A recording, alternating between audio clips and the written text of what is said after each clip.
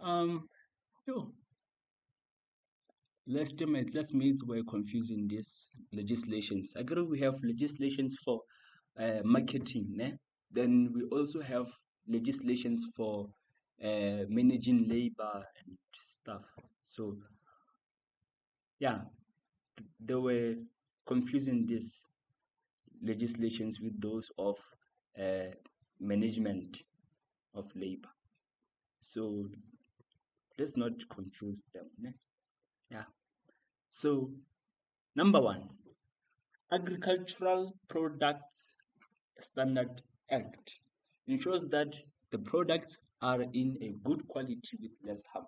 For example, this act makes sure that the amount of chemical in it, in the apple, I got, it's not it's not that high because yeah, I agree nowadays. Uh, some of the farmers, yeah, they use chemicals to make those apples to grow faster. So this act makes sure that the apple that they supply, I guess, doesn't have that that much chemicals. I guess there is certain requirement or a certain limit, I guess, of chemicals in the apples. Right. Number two, Meat Safety Act. It examines the meat that is sold in butcheries, I guess, or that is kept in butcheries, I guess. So yeah,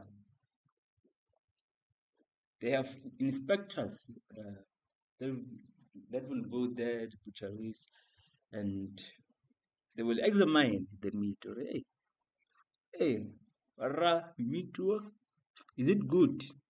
So yeah, they examine the meat. Yeah, so they are regulated by this Meat Safety Act, these butcheries and abattoirs. Okay. Number C, consumer protection. It states that information on the product should be clear. Okay? Should be clear to protect consumers from exploit. Yo, yo, okay, but I know it. From exploitation. Yeah, okay, sure. So, yeah,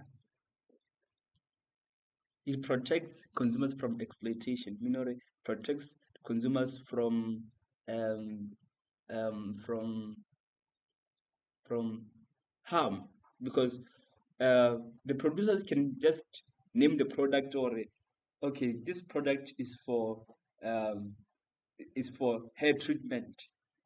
And when you buy the product, then when you arrive home, then find out, oh, okay, hey, this product is not for hair treatment.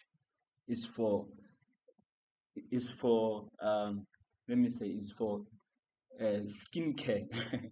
So I want so yeah, they guard against that.